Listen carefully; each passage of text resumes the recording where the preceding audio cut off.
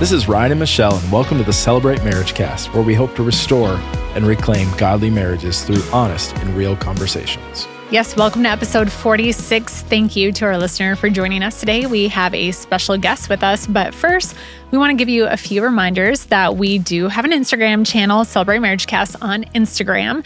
We post shorts there, and we love hearing from you. We have a few new guest questions we're going to be talking about today, mystery questions, and you can submit those at any time to our text line, which is 605-951-0110. You can leave a voicemail with feedback how the show has changed your marriage. We would love to hear that feedback. So, and just share. You never know what your friends are going through and whose marriage you will impact by sharing this episode. So we would love that. It's so valuable to us as well. So, Ryan, we have a guest back today, we want to say welcome to Tony Boer, who is joining us from Sioux Empire Christian Counseling. Tony, you've been on the show a few times now. Tony is a licensed professional counselor and brings a wealth of information. Is an author, has a great handbook for marriage, and just gives really practical applications for how to help in your marriage. So we're so excited to have a very special top 5 marriage issues episode today with Tony. Welcome to the show, Tony. Yeah, thanks for having me. I really appreciate being here. It's fun, and it's fun to just be part of this and to hear about you guys and your marriage and the podcast and how it's going. And hopefully we can give you guys some information and help out today. Awesome. Yeah. Tony, we're super excited to have you. So, I mean, as we get in here, Michelle kind of prefaced this here of really just kind of jumping into really the top five issues that we're seeing in marriage, and I think we can all agree that marriage has changed, culture has changed, a lot of things have changed, and as a result, I think we've seen relationships change. We've seen, what that looks like, and some of the issues that really weren't a thing 5, 10, 15 years ago, so we really kind of want to just jump in with that today and just kind of go through, hey, what are the things you're seeing? Because you're obviously in it, the thick of it every single day, it's what you do for work, so just kind of, we really want to jump in, with somebody that is in, in this fight to really, as we say every week, restore and reclaim godly marriages. What are the issues that you're seeing? What are you helping couples with?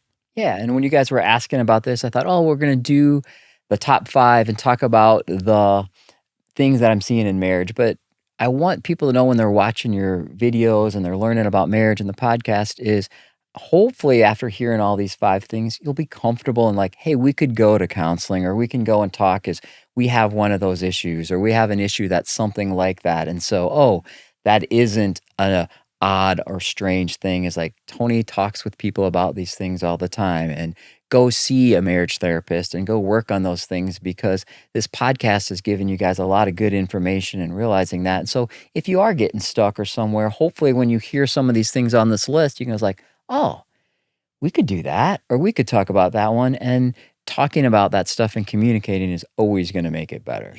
Yeah, so good. And really, as we talked before the recording here, any of these could be a full episode or multiple full episodes. So for you, our listener, we're really hoping that this is such a gold nugget wisdom of advice here, just so jam-packed, but it really is scratching the surface. But like Tony said, just making you aware of what are other real life couples going through and bringing some awareness and kind of helping you to feel like these are normal things that people are going through, but there's help and there's hope. And I feel really honored that we were able to kind of have inside scoop on what couples are going through from all the hundreds of couples, thousands that you meet with. Yeah. Like, this is going to be great wisdom. Yeah.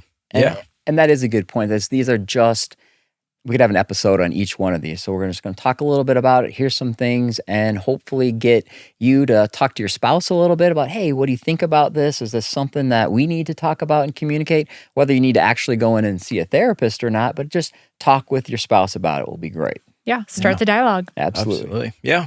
So, Tony, let's jump in here with our top 5. All right, we're going to do this. Drum roll. Yeah, I was going to say we're going to do this David Letterman style. Do you guys even know who that is? Oh, yeah. I remember I it. Okay, I was like, I thought about that. I'm like, man, maybe I'm way too old and no But one's going to know what we're talking For our about. younger listeners, there used to be a talk show host on television. You'd have to catch it at the time that it aired because it wasn't like on demand. And he had a top 10 list. And how this works is you would go, 10 would be like, hey, the top 10 reasons that kids are late to school. You know, my dog ate my homework, or, you know, whatever. Yeah. You know, mom woke up late, forgot lunch, et cetera, et cetera. Yeah. I'm just, thinking of things here. Oh, somewhere those are good. from So real you life. kind of And work your way up. down. Yeah. You start at 10 though, right? Yeah, 10 and go then down. You go to 1. Yeah. So we're going to start at number 5, which right. is this is something that I hear in therapy, not the super most common one, but it does happen. And it's actually probably of all the things on the list, it's one of the positive ones, right? Okay. Which is number 5. Our marriage is good. We just want it to get a little better, right? And so it's couples coming in saying, hey, we want to learn how to get a little better. How do we communicate a little bit more? How do we make our marriage grow, get better? We talked about marriage goals or some of those things. So they're coming in actually trying to get their marriage better. Thoughts on that? Well, I appreciate. Oh, sorry, love. No, that's surprising to me. I don't know. I think maybe there tends to be this stigma of like, well, it's broken. Like it's broken bad and we need help. And sometimes I even have that stigma. So I'm like, okay, that's nice, but what's really going on? Or what's really happening? All right. And as I talk and go, I'm like, whoa, this couple actually is communicating. They talked about this. They even had a number of conversations. Should we go in or not? Do we need to work on this?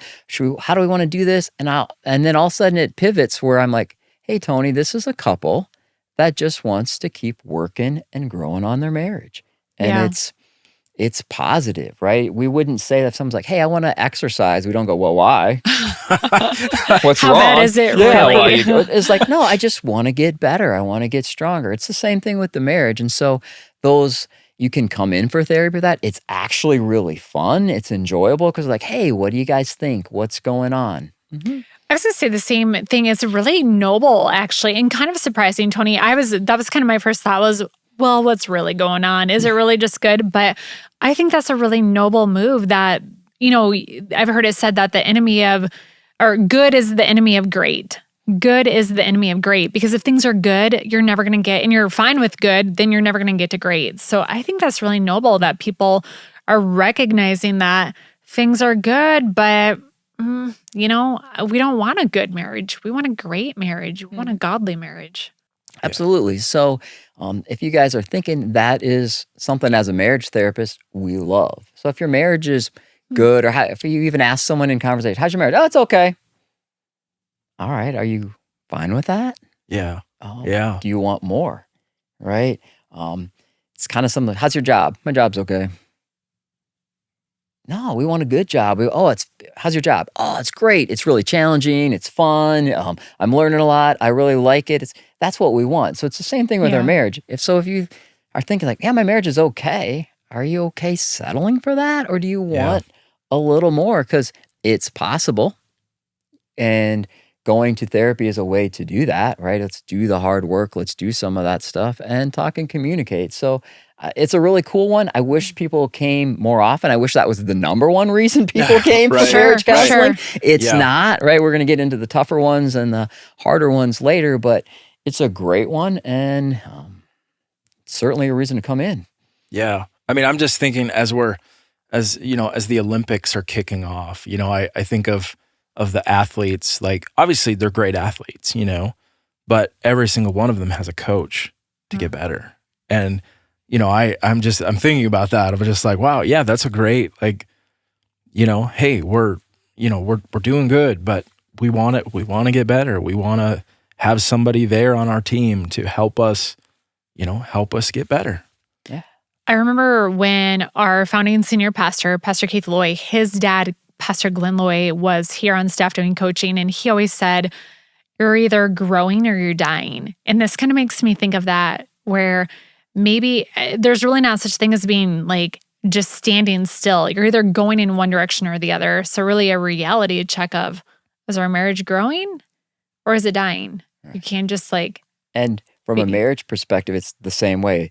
Marriages don't just kind of stay the same. You're either going forward or you're going backwards. Right. Yeah. And so we just kind of need to remember that.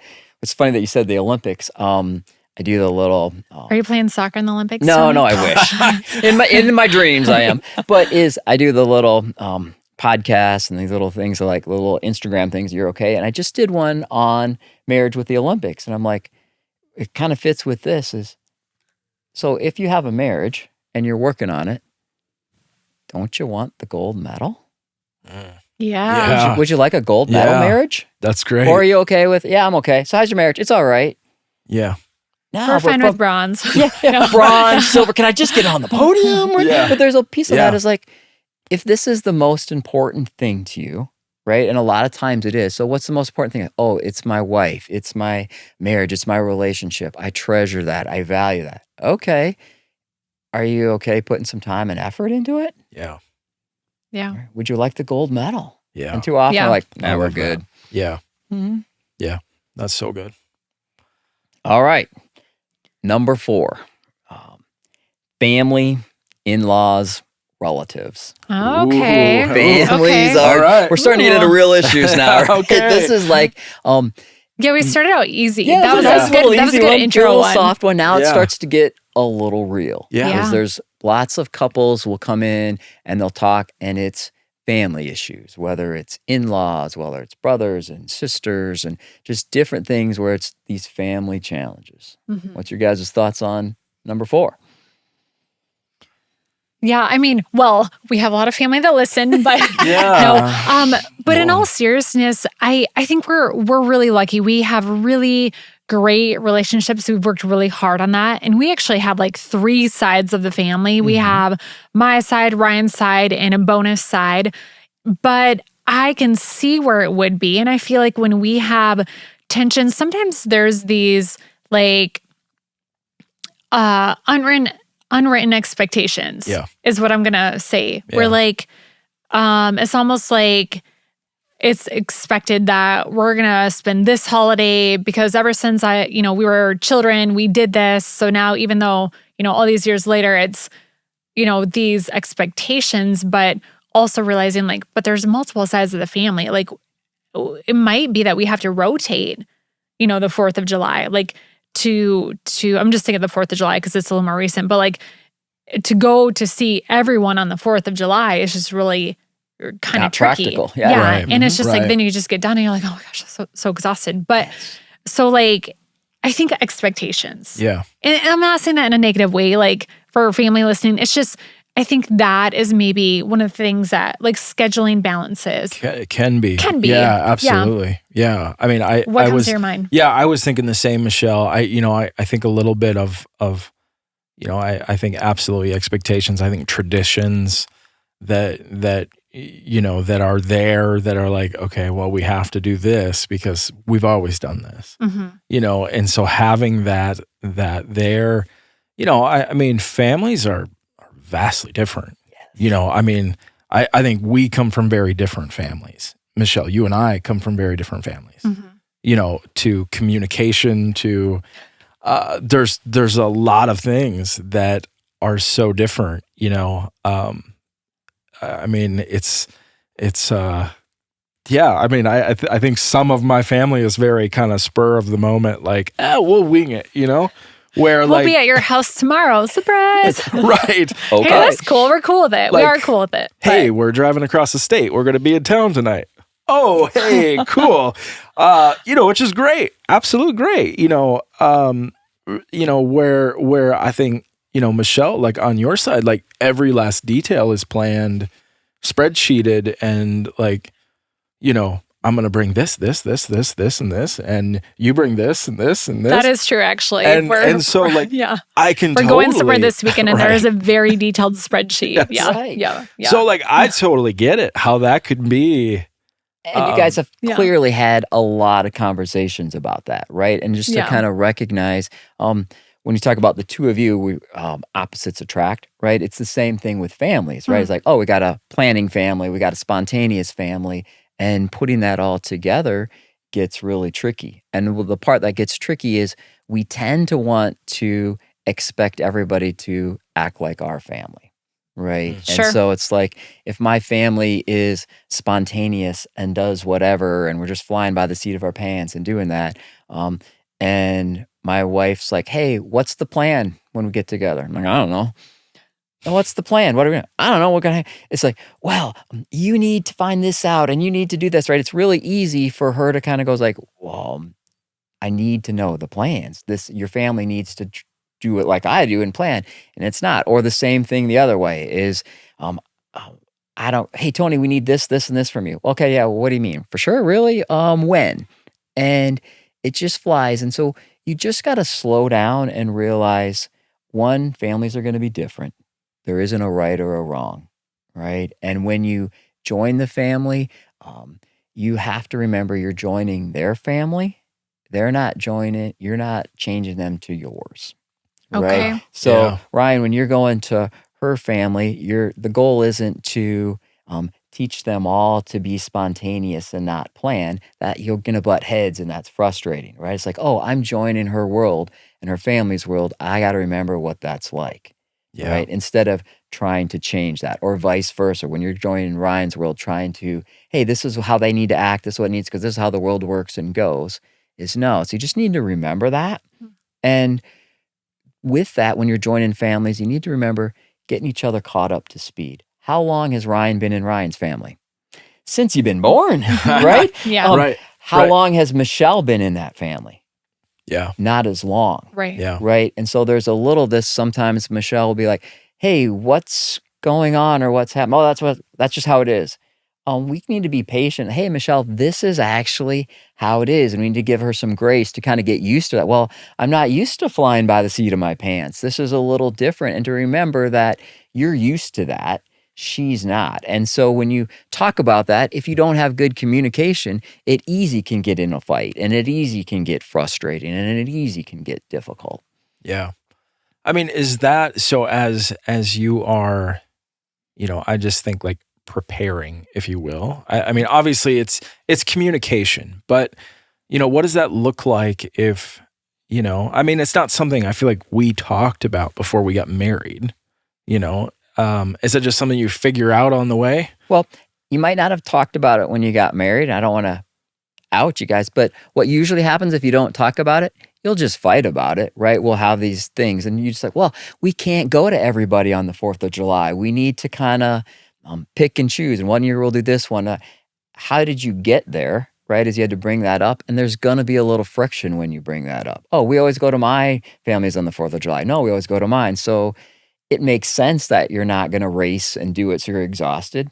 How do you actually get there is by, like you said, having that communication. And usually when you have that first communication, there's going to be a little fights. There's going to be a little friction. How does that work? How does that look? And if that's part of why we're doing this, if you know that that's normal, right? If you know that there's going to be some family challenges, there's going to be some tricky parts to that, know that there's no way to do that without having arguments. It's okay to have that friction. And if you really get stuck, it's certainly okay to come in and talk about that and share that, where we can slow those feelings down and balance that out a little bit. So instead of it coming across as, I don't want to go, or I don't want to do that, or I'm unhappy, it was like, no, it's like, I just need some help. Sure. Can you help me understand this world? Let's say the husband and wife are on the same page. How do they approach one side or the other? Yeah. Great question, because you talked about, hey, we have these 3 families, right? Mm-hmm. You actually missed one. You guys have your own. Yeah. Right? Oh, thank you, Tony. You two are like, so it's the Right. easy one is Christmas. It's always go to my mom's for Christmas. Always go to my family's for Christmas. Okay. What about your family? Yeah. Your family needs to create a little Christmas in their own memories and your own immediate family. So now there's this whole other piece, right? And so remembering that is like, what do we do? Getting you guys on the same page. And then making sure, don't make your spouse do the dirty work. And what I mean by that, or be the bad guy, is don't make Michelle go to Ryan's family and go, hey, we really are really busy on the 4th of July and we can't do it. Don't make Michelle do that, right? And don't make Michelle the bad guy. Well, I'd really like to come, but Michelle doesn't want us to come, so we can't come, right? The answer is, that's a great question, Michelle, is Ryan, you go to your family, you go, we can't do this. We as a family are going to celebrate this. We as a family are going to do 4th of July every other year instead of all doing this. This is what we're going to do. And Michelle, you would have to do that with your family, right? It's that same thing, but is you talk as a family. And that actually helps in-laws and relatives understand that a little bit more, is like, it isn't just, well, why doesn't she want to come? Or why doesn't he want to come? It's like, no, our family is doing it this way. Because you have to create your own traditions for your own immediate family as well. That's that boundaries. I think, Tony, I'm so happy you said that, because I think that is often neglected. Yeah. Of, trying to meet all of these different expectations and then you leave yours. Yeah. Please, everyone. Don't want to disappoint anyone. I'm so glad you said that. I think it's great. That was really good advice, Tony. Yeah, and that's even a great one. Because families are fun. That's why we're in this problem. It's like, I want to go to mine. I want to go to mine. But there's also this piece of, I want to create fun for our own family. Yeah. Right? How do we do that? Yeah. And you have to put your own immediate family first and having some of those boundaries and saying some of those things. And it's tricky, but when you're on the same page, it's a great thing. Yeah. It's really great advice. Man, I feel like this has been so good and we're only 2 down here. Yeah. That was great, Tony. And then just the last thing with families as a kind of a funny thing to remember is you're so used to your family that you don't realize you're not a fair judge. Right. Oh. So I will say things like, oh man, I can't believe my mom said this and did this. My mom is driving me crazy. Right. And I'll say that all 2 days later, 3 days later, my wife will be like, Tony, your mom was kind of doing this and this was kind of a little tricky. I'm like, oh, that's just my mom. She's fine. It's the same thing, right? But I'm so used to it that I just kind of complain and it's okay. But when someone else says it, whoa, that's my mom, it's okay. And we just got to remember, we're not always fair. We're biased. We like our families. We're in them more. We're used to that. And so the more that you can start to hear, so if my wife would say something, and my wife loves my family, by the way, but there's that piece of like, she says, oh, this is kind of tricky. Just to go, yeah, it is. Instead of having to defend and do all that and explain, because I actually know that. I was just saying that a few days earlier. So it's kind of funny that we can be frustrated with our own spouses or our own families, but we don't let our spouse do that. Yeah. Yeah, that's great. That's a great point. I can see where that could be kind of not divisive, but kind of dividing. Yeah. And remember, you're on the same team. You and your spouse are on the same team. Yeah. That's great. That's really good. All right. Are we on number 3? Number 3. All right. Money. Ooh. Money. It's just getting even spicier. Getting tougher. How much time do we have left? So lots of couples will come in talking, arguing, fighting about money. Thoughts on that one? Yeah, I mean, I this is what I do for a profession. So like I totally get this. I can see it. I do have some thoughts that I'll let Michelle jump in and then maybe we can bounce back here. I was just gonna make a joke. You don't fight about money for a living. You help people financially plan and that's over there. Yeah. Right. I can totally see it. I mean, Ryan does an amazing job and I feel like we have great security because of your wisdom with that. But man, finances are hard. And then you throw in things like medical and, like you guys know, basement floods, and it just adds tension. And if you're not, especially I think if one spouse is a spender, one's a saver, like I can totally see where that would be really tough. Yeah. I feel like we do a pretty good job together. It's not that we fight about it, but it does at times create tension when life just throws you this stuff and you're like, oh my gosh, how are we going to figure this out? Like one more thing. Yeah, for sure. We're embarking on another one. We'll talk about that later, but yeah, Ryan has this thing on his leg and that's a whole nother can of nother can of money.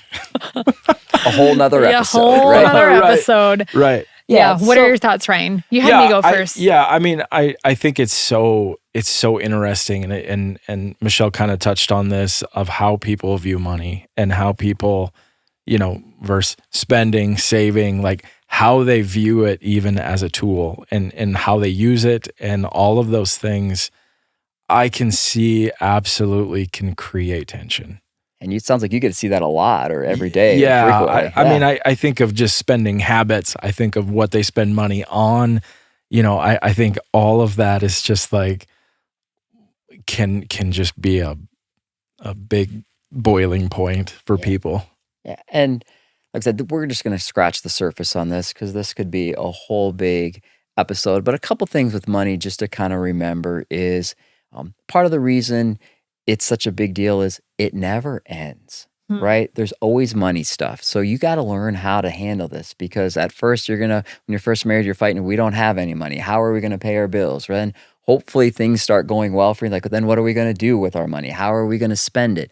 And so it's a conversation that never ends. And so you have to figure out ways to kind of put these little blocks on it and ends, right? So, and the best way to do that is don't make it personal. And notice everything we were just talking about is money is very personal, right? There are spenders, there are savers, what you spend your money on. That's all just emotions and kind of who you are. But if every conversation you have about money, you make it personal by saying things, well, you're a penny pincher, or you always are blowing your money and you want to save that. So every time a money conversation comes out, we're insulting each other, we're pointing about each other's characters, that gets tiresome. That's why couples will come into therapy as they're fighting because they just stopped communicating, right? Where you want to have a conversation of, let's talk about are we going to buy a new car or not?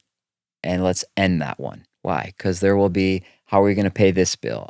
Where do we want to go on vacation? And so if you can kind of put these little blocks or these things of like, hey, we talked about this one and we solved it, instead of, oh, you're going to want to buy a brand new car and you always got to have the best and this. And then the next one's, oh, you want this. Now it's really personal, and that doesn't make communication go very well.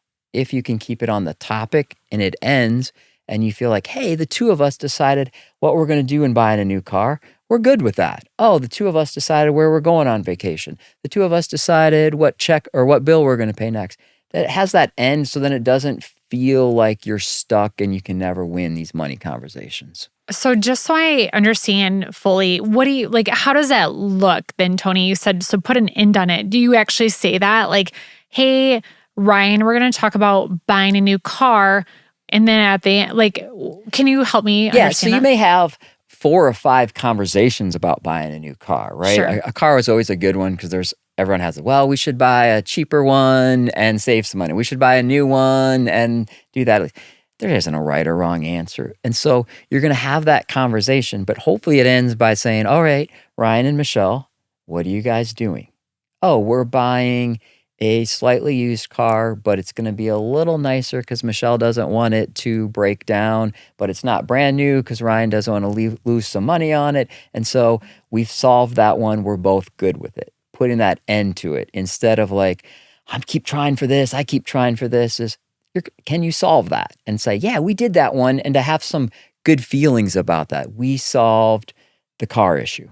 And we have to have some good feelings about that because you guys know what life's like. There's going to be the next one and the next one. Right. Mm-hmm. Yeah. Yeah. And I know I'm not trying to open a big can here, but, I'll just speak for us. And I know something that we were very adamant on is having our money. Yes. Not my money and her money. That's what's worked well for us. Mm-hmm. And I would stand by that of just, I think that has been very helpful. I understand there are situations where that needs to happen. I totally get that. But I'm just saying for us, that has worked really well because everything is ours. Mm-hmm. Yes. And that's how it should be, right? So people ask me, Tony, how many accounts should I have? And should we have 1 account or 2 accounts? The answer is this. It says nothing about your marriage and how many bank accounts you have. If you have a his, a hers, and a joint one, as long as you have this concept, it's our money. I don't care where it's all at or how it is. It's ours, right? So, and as long as you know what's going on in each one of those things, you're fine, and you keep communicating. So yeah, it's if it makes it simpler or easier that you have a couple accounts, that's not terrible. That's not bad. As long as you have the idea, it's our money. Yeah. Yeah. Yeah. Yeah, that's great. And it goes back to like same team. Yes. Yeah. Although sometimes we joke that my Venmo is like my Swiss bank account because but you know what's in there and it's not really that much. And then I transfer it back. But he's like, what's in this magical like Venmo account? I'm like, we got it moved over. But and you have the little gift cards, right, from a previous episode. You got little gift cards where we kind of keep. I don't know that situation. Yes, you don't know how many gift cards she has. That situation is just fine. It's fine. Yeah. I did spend them. I did go on a spending spree, which felt a little bit reckless, but I spent down some gift cards. So, and so the money is just that it's never ending, and so you have to learn how to communicate and do that. And there's those personalities, right? There is going to be someone that's a little more tight with their money, and someone's going to be a little more free spending. Normal. Nobody matches perfect on anything. So just know that, but that's not an argument. I think the key is having open communication about it too. And I love what you said, Tony, about like not making it personal. Yes. Like even as you were talking through that car situation, I was like, oh my gosh, there's so many like decisions to make in that process where people have, opinions, but just to realize we're on the same team. We both want a new car. We're not each other's enemies. Like, let's keep the communication open and solve it together. Mm-hmm. Yeah. It might mean there are little compromises, but like as long as you can come to a conclusion. Yeah, that's great. Absolutely. Those are the top three so far, or the first three. Yeah. All right. 2 more coming. First 3. So I think that we are going to do the next 2 on our next week's episode. We're going to leave you guys in a little bit of suspense. Leave them hanging. Cliffhanger or a tease, right? Tune in next time. Next week's episode, because these are so good and I don't want to rush them, but can you give our listeners, we're going to do our mystery question in a minute here, but can we give them a heads up to what the topics are, or do we wait? What do you guys want to do? Do we leave them hanging or do we give a teaser? We'll leave you a little hanging. So here's a little homework assignment is go down and talk with your spouse. See if you can guess and figure out what the last 2 are. Yeah. So really the top 2 issues that you see that I in hear marriage the most counseling. in marriage counseling, where most couples will come in. These are the top 2 things that I'm hearing quite a bit. If that's not a reason to tune in next week, I don't know what it is. That is a great cliffhanger. All right. Do you guys want to do the mystery question? All right. Mystery question time. Mystery question time. All right, Michelle. All right. Tony, do you want to, as the guest of honor, should we have Tony? All right. grab the I'll question? read it and watch you guys answer it. How about that? No. I was going to say the same thing goes. So these questions are submitted. We don't know what's on them. If it's hard, Tony's got it. If it's easy, we'll take it. Yeah. Mm-hmm. Perfect. Oh, this is actually a really nice, cool one. Oh, good. What is it about your spouse that makes your heart still flutter? Aww. What makes you smile about your spouse? Ryan has the handsomest eyes, and you're so handsome. Oh, geez. Nice. And you're so gentle. Ryan has he's very strong, but he's so gentle with me, and that melts my heart. Like just your kindness towards me and how I feel like you just cherish me. Yeah. Every day. Wow. Yeah. Top that, buddy. Yeah. Man, okay. That was a great one, Michelle. Amazing baby blue eyes. So great. Wow. Yeah. Yeah. Pretty handsome. Thanks. Wow. Okay. Well, my turn. Yeah, I mean, I think I think 2 things. One, I think you have a fierceness about you that is very fierce when it comes to our family, to me, and just in loving and caring for us. I think awesome. that is certainly one. I think you are very kind and very gentle with me as well, which is also means an awful lot to me. So, in addition to being beautiful. So, I mean, I think those are 3 that I have. Thank you, love. Yeah. I also have to say I love your laugh. You have this you're like, ha ha. I'm not going to do it. And I love it. It makes me, just like this. Something's really funny. You'll just be like, ha ha. Yeah. And I love that. Tony, tell us about you. Your wife's name is Michelle. Will you share about I will your share wife? about Michelle in 1 second.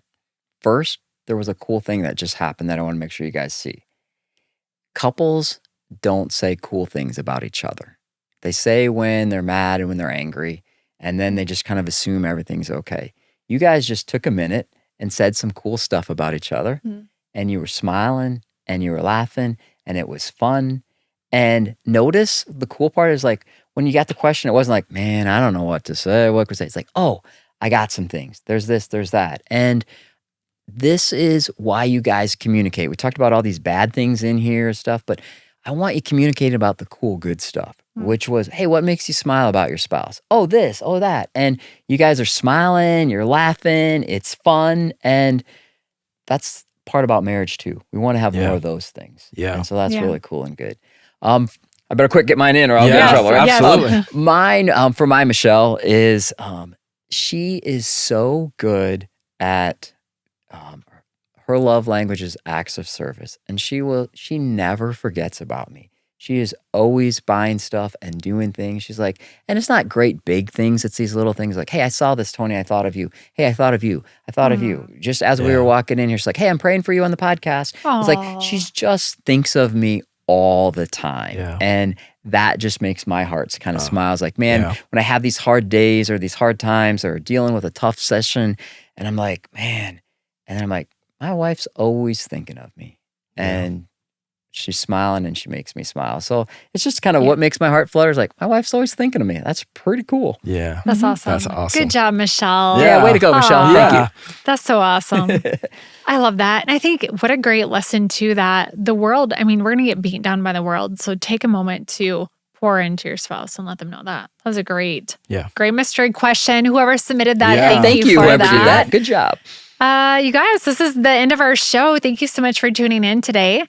If you need additional help or marriage resources, you can find us at celebrate.church/marriage. And like I said at the start of the show, we have a number that you can call into. It's 605-951-0110. Yep, I double checked. I did it from memory and I got that right. So that's good. That is our number. You can also text into that number, and we will be back on Friday. Tony's going to be here with us this Friday, I think, for some homework for you, a little challenge for the weekend. And we hope that you have a great week. Thank you, Tony. You bet. Thanks for having me, and tune in next time and we'll continue on. All right. See you guys. See ya.